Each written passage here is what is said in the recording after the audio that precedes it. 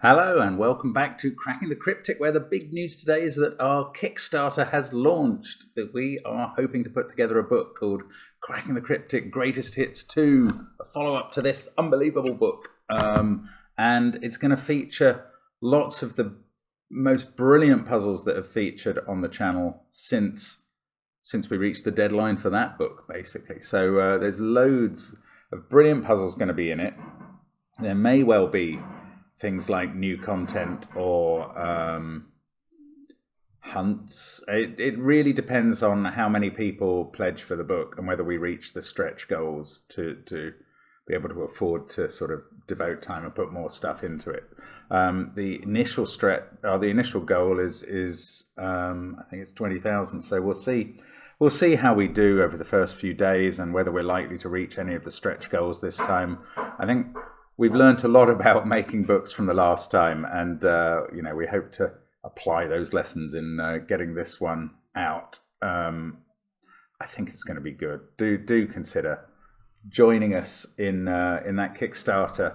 The first link under the video is to that. Now, there are other links under the video. They will take you to Patreon or Discord or our apps, and you can check out things like the Duality Pack by the Skunkworks Collective, or our 500k pack that we released of free puzzles on the CTC app. And there's of course all our paid apps as well, but loads going on the channel all the time. And we've posted videos on our solving of Zeta Maths vignettes is on Patreon. There's our 500k puzzle solve streams on the channel, including my big old fail on Udukos. I do hope to come back to that at some point. Loads going on, as always. Now, for once, I don't say the first link under the puzzle, under the grid is to... I don't say that the first link in the description field is to this puzzle because it's to the Kickstarter, but the next link is to this puzzle, which is utterly, utterly, utterly, utterly beautiful. 4 utterlies there, because that's how brilliant this is. I think I have once done a Ludo-themed puzzle on the channel before. Certainly somebody has. But as good as I'm sure it was, it didn't look as incredible as this, which is just a fantastic layout, whatever the rules are. And they're a little bit complex, but follow along with me. They are all, in fact, if you've done the Sudoku Skunkworks pack, you will have met all the rules involved before. This is by Questionable Compensation, who we have featured on the channel. Love that name. It certainly uses all the vowels. And we will look at the rules. So normal Sudoku rules apply, and that means 1 to 9 feature in every row, column, and 3x3 box. Now there are different rules for each line. On the green line, German whispers applies. So adjacent digits must differ by at least 5. So those could be 1 and 6, but they couldn't be 3 and 7, which only differ by 4. They could be 1 and 9. That would be fine. On the blue line, digits placed on the blue line must lie between the digits placed on either end of the line. Now, on a between line, we would normally have put circles on the end of the line, but we haven't here because we're maintaining the artistic integrity of the diagram. But what it means is that any of the digits on these parts of this line have to be between, in numerical terms, these 2 digits, of which one will be quite high and one will be quite low, I imagine. On the red line, this is a modular line. Each set of 3 adjacent digits contains one number from each of the sets 147, 258, and 369. So those are the 3 different mod 3 sets of the Sudoku digits. And every 3 cells along it, every sequence of 3 cells along this line, contains one of each of those. And if you think, well, okay, this puzzle's modular lines, not entropic lines, think again, because the yellow is an entropic line. And every sequence of 3 adjacent digits on that contains one low number, 1, 2, or 3, one middly number, 4, 5, or 6, and one high number, 7, 8, or 9. There are 2 more rules still to go. a digit in a white circle, so the 6 here, must be in one of the cells connected to that circle, so there must be a 6 in one of those. And this central cell is lower than the 4 cells surrounding it. But the overall effect is of a fantastic Ludo board with players called, I guess, 5 in red, 6 in yellow, 7 in green, and 8 in blue. And we will find out if 7 beats all the others, as it is one of those alpha digits. Anyway, do give it a try on the link under the video. I'm told it's not all that hard, but getting your head around those rules might be a little hard. But I'm really looking forward to it. I'm going to restart my clock and let's get cracking. So, well, modular lines and entropic lines I find quite difficult to cope with, so I'm hoping we can start with the German whisper, perhaps. Yes, we can. Look at box 1. And if you want to know 2 important things about German lines, one of them is that 5 can never be on the line, and that is the thing I'm looking at here. The other is that because 5 can never be on it, the digits alternate between high digits, those over 5, and low digits, those under 5. Now that's going to be a different definition of high digits and low digits from the entropic lines definition, but never mind. We know where 5 goes in box 1. It's not on the line. There it is. Now, the next thing after 5, the next digit that's helpful is 4 and 6. 4 and 6 can never go somewhere where they have 2 neighbours that see each other. What do I mean by that? I mean, if we were to put a 4 in there, its neighbour on the north side would have to be a 9 to be 5 away, but its neighbour on the south side would have to be a 9 to be 5 away, and those would be impossible. So 4 can never be there because its 2 neighbours see each other. The same is true everywhere in this box apart from these 2 cells, and the same is true for 6. So that is a 4-6 pair.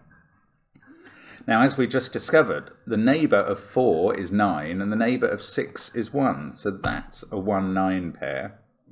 And then I seem to remember we can pair up these other digits. Now, how do we do that? We work out that 3 and 7 can never be neighbours. And if you tried to put 3 here, that would mean that neither of those could be 7, and you'd be putting 3 here and 7 here, but that would break the high-low alternation rule. You'd have high here and low here, and so you couldn't put anything here. So 3 and 7, for those reasons, in both cases and in both cells, can't go in those 2 cells. And that's a 3-7 pair, and that's a 2-8 pair, and now the 7 in the circle comes into its own and tells us which of the 7-3 pair is which, and I haven't had to mark the high-low digits on this at all. I've found out how the high-low relationship works, and we've got to a 6 here, coming out of the box and meeting another 1. Now, though that 6 is fine because its 2 neighbours don't see each other, so they can both be 1s. Then this is high, 7 or 9. This is low. Oh, and it sees 1, 3, and 4, so that's a 2. And this is high. And thank you, German Whisper. We've got a real start on the puzzle. Now, let's use this quadruple cell. We've got a 5 in one of those 2 because of this 5 clue and that 5 that we've placed. Doesn't work for the 6 thing. Now, I don't know. I'll get to the modular lines in a moment, I guess. I want to just think about the blue, the between lines. These have got to be big. Right, there are 7 cells on the line in this box. I think, and by on the line I mean not on the ends. I think that means the ends of both have to be 1, 2, 8 or 9, because these 7 lines, even if you pack them together as a really tight set, they're either going to be 2 to 7, no, 2 to 8. Can I just write 1 and 9 in those 2 cells?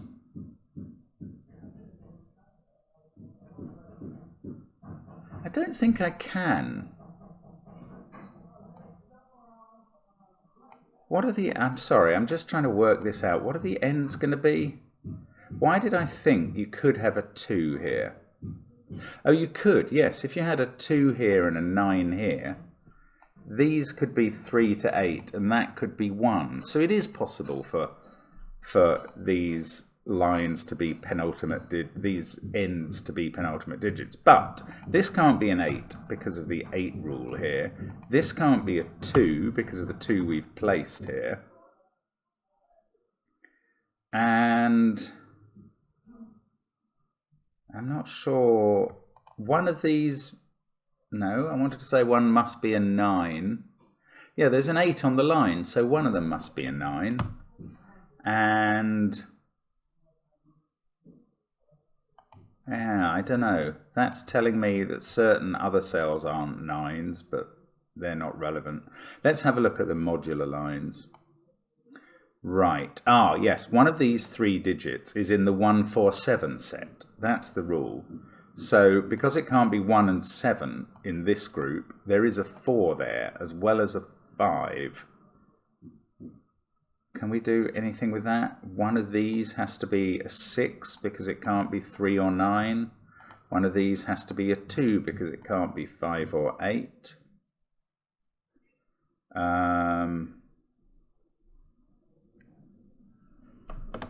This is right, isn't it? I don't know. I think it's right. So actually, these are from... What is the... We've got 1 from 147. We've got 1 from 258. So we need 1 from 369 there. Yeah, no, this is fine, I think. Doesn't this have to be the low digit, actually? Now I'm thinking about this. I think this has to be... If 8's on the line... If that was high, it would be 9. That would be 1. You'd be putting a 1 here. I don't know.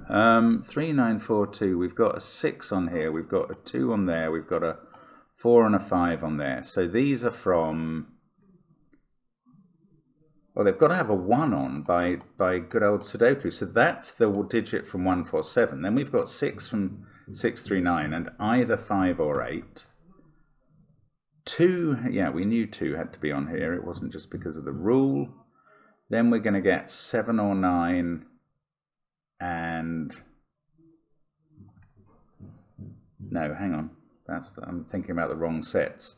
2 from 258, 4 or 7. We can't have 4. So 7 must be on that line. So this becomes 9. And that becomes 1. And that's not 9. Hey, hang on. I've got... Okay. We'll rewind a bit because I've gone mad here. Okay, what I've done, and sorry if this caused you to shout at me. Actually, I'm going to go back and I took 8 out of that cell for some reason. I've made 2 mistakes. This is shocking. Okay, I'm really sorry. The first and most obvious mistake in some ways, both are obvious. I'm just a numpty man. But both are obvious. I assumed that because those 3 were on a line and were consecutive, that somehow that those 3 were aligned. They're not on the red line. That's absolute nonsense. Nor are those. Okay, forget that stuff. But also, I think I said that couldn't be 8 because 8 was on the line. 8 is not necessarily on the line. It could be there. So I'm putting 8 back in there, and I'm rethinking about this cell. What goes in here? Do I know what goes in here? Yes, I do. Because it is whatever goes in here, isn't it? The ends of this line... Yeah, it is. The ends of this line, say they are... I mean, they're probably 1 and 9, but say they were 1 and 8. And you put a 1 here. Oh, that won't work at all. Right, okay. Gosh, I'm so slow. These 7 digits are 2 to 8. Okay, so you can now ignore the fact. I'm so slow, sorry. You can ignore the fact that I said 8 could be there, because it can't. These 7 digits are the between digits, and there are 7 of them. They are 2 to 8. I did wonder earlier on whether I could just put 1 and 9 in those cells. Now I've worked out I can. And the ends of the line are 1 and 9, because the interior digits are 2 to 8. That's the point. Wow, so slow. So that is 1 or 9. Now, oh, of course, and this is low. This can't be 1 because it's got to be higher than central digit. Oh my goodness, there's been a lot of shouting at the screen in the last 5 minutes. But we're all fixed now. We're all okay. 9 on that end of the line, 1 on that end. That's a 9. That's actually, I mean, it's been helpful, but it's as much as I can do with the blue line. As long as I don't put a 1 on it, or a 9 anywhere, which I couldn't, I'm in the clear. I've finished with it. Oh, I've got to put, well, that's not a blue line rule. That's a quadruple rule. Now, does this 7 help? Yes, it does. Oh, no, it doesn't, because that's not a threesome. We've got a 4 on these. That was the only correct deduction I made down here. Then we need 1 from 3, 6, and 9. I'm beginning now to gradually get the hang of modular lines. 1 and 7 are a pair there and there. Now, according to my earlier rule, they couldn't both sit here, but they do. Ah, and that means, yes, these two can't both be 1 and 7 because they're from the same set and they'd be in 2 different groups of 3. So that is 1 or 7. And every 3 steps along this line, we get a digit from 1, 4, 7. Now, how does that work? If you consider any 2 digits on the line, they will be, say, a middly, no, sorry, we're not talking high, low, or middly, a 2, 5, 8 and a 3, 6, 9 digit. Say those were, and in fact they are, then that would be a 1, 4, 7 digit. But also this on the other side, forming the other 3-cell sequence, would also be a 1, 4, 7 digit. And for that reason, every 3 steps along, you get a digit from the same set. That will actually apply on the entropy line with different sets. But this now has to be 1, 4, or 7 and is 4, 1, 2, 3. This is 1, 4, or 7. And that explains how we get the 1, 7 pair in here. Now, those can't be 4. Now we know where 5 goes because it's around this circle and we've got that 5. So 5 goes there, and the 2, 5, 8 numbers step along in sets of in steps of 3. And then these are 3, 6, 9 numbers. Now we're going outside the box, so it gets a bit interesting. In the box, this has to be a 3, 6, 9 number because that's all we're left with. So that's a 3, 9 pair and that's a 6. Now outside the box, this is a 3, 6, 9 number. But we've got a 9 there. So that's going to become a 6. This also is going to be a 3, 6, 9 number. This one is the same as that. It's a 1, 4, 7. This is the same as that. It's a 2, 5, 8. So that's dealt with the red line, the modular line. 5, 6 there, 3 there, and an 8, 9 pair. Bit of Sudoku. Bit of Sudoku as a respite before I have to resume battle with the entropy line and use different sets of digits. But at least I've learned something. Now, we need a middly digit in those 3. It's got to be 5 because 6 and 4 are unavailable. So there's a 5 there somewhere. Now, what else? We've got a low digit. Oh, this is a line. We've got some useful lines this time. So there's a 1 in those because 2 and 3 have used the other 2 low digits. This can't be the 1 because... Oh, yes, it could. Sorry, okay, ignore me. One of those 2 is a 1. Now, what else have we got? Again, this 3-step rule is going to apply, but I'm not quite sure how to use it. We need a high digit in these 3, which is going to be 8, because 7 and 9 are there. I'm not quite making the progress I planned here. No other cells are looking really at this. Maybe 9 rather, which can't be in any of those and must be in a corner of this box. That's not that helpful. Okay, I need to get a clue from something, and I don't quite know what. Let's have a look at this row. I bet that's a 1. These are middly digits. Oh yes, they are. What about 1 in this column? That's nice. That's nice because it can't be in this box because there's already a 1 in it. It can't be here because of that 1. And it can't be on the blue line because it's not allowed a 1. That's the rule that I was left with on the blue line. But it matters now. 1 can't be in any of those cells. It also can't be in these two because we've confined 1 to those two. So it must, in column 8 now, be there. And that's going to be very helpful. That means low digits are spaced along this line every 3 cells. So that is 2 or 3 and not 5. This is low and not 8. This is low and it's 2 or 3. Now, there's a 5. Okay, I've just noticed that the middly digits in this box, there's going to be 1 there, which is a 5. There's going to be 1 there, which is currently 6 or 4. But there's going to be 1 here as well. Whichever 3-step move you make, that's always going to be true. The 1 here can't be 5 because that's down there. It can't be 6 because of the quadruple clue. So that's the... That's where the 4 goes. The 6 goes over this side.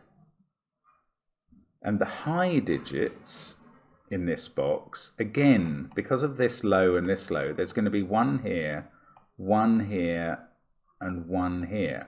Oh, this is the other low digit, isn't it? Because we're only getting 2 on the line in the box. So that's 2 or 3.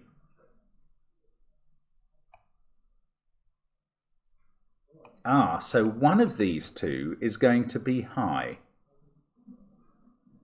Because the high digits are either going there, there, and there, which makes that one high, or there, there, and there, which makes that one high. We've only got room for an 8 in this row as the high digit, and it can't go here because we know from this 3-cell line that there's an 8 on it.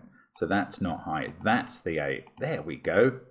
And now we know how these lines alternate, if that's the right word for alternating every 3 along here. So we get an 8 there. This is 7 or 9, and crucially not 6. This is, in fact, 7. It sees a 9, and it's crucially not 5. Now we can enter the middly digits. 5, 6, 4. This is middly, and 4. This is high, and 8 or 9. And we've dealt with the yellow line. We've dealt with all the lines, basically. And in fact, we can't even put 1 on there by Sudoku. The rest is Sudoku. How extraordinary. This is a very clever puzzle, actually. That is a 5, 6, 7 triple. We need 8 somewhere around here.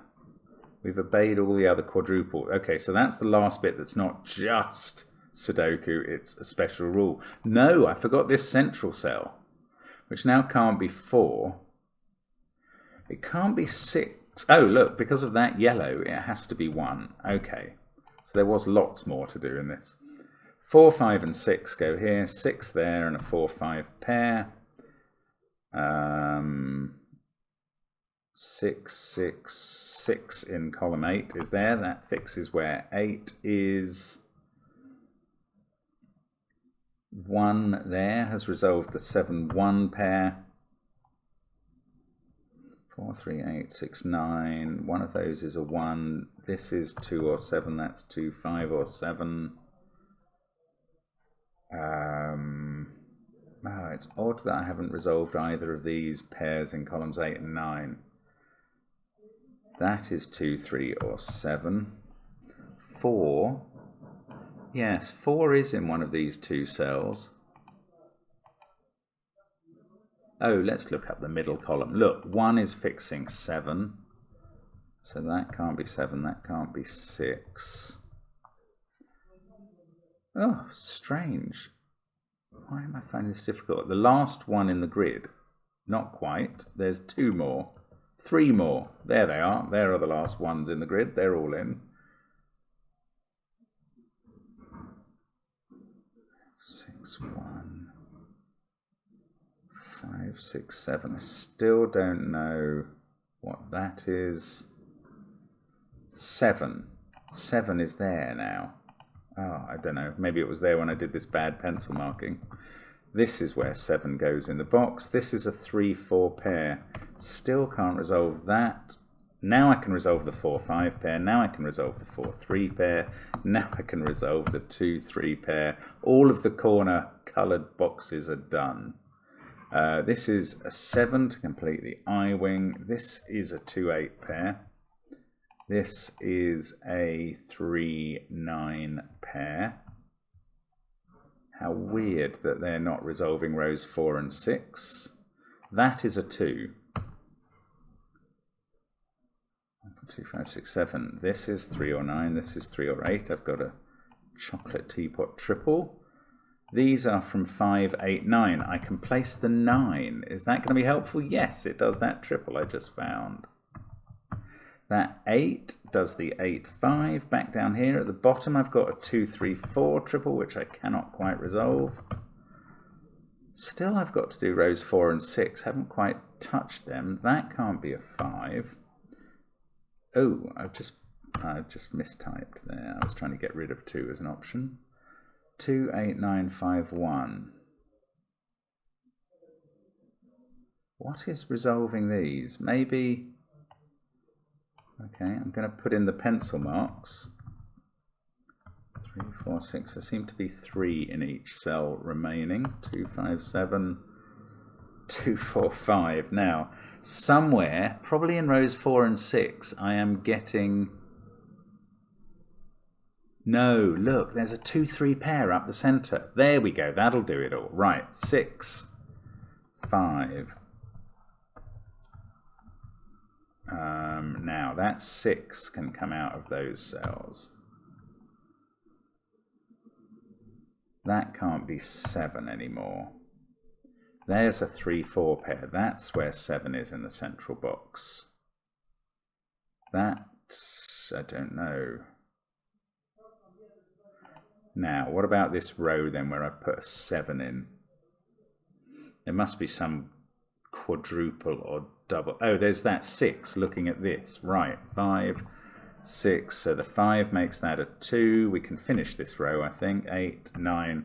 What I could have noticed was there was only one 3 candidate in it, but I didn't.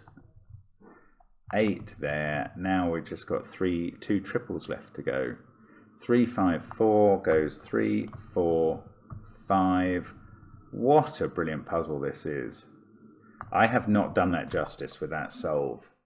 That is so clever and such fun. I'm glad I spotted the mistakes, although actually the first one didn't, I don't think, mattered, but it's still a logical error about what I was doing with 1, 2, 8, and 9 there. For some reason I couldn't, I think I almost said that this was a 7-cell set. And then I just didn't complete the thought of what 7-cell set it was, which is very slow. Over here, I was just reading those as lines for some reason. Maybe subconsciously thinking they must be complementary lines for that line, but it wasn't true. And obviously this is not a red line as it's got a 1 and 7 on. Really interesting idea. I wish modular lines and entropic lines came to my brain more naturally so that I could really appreciate the setup of that. But I'm delighted to have solved it. Do check out the Kickstarter. But other than that, have a fantastic day and hope to see you again on the channel soon. Bye for now.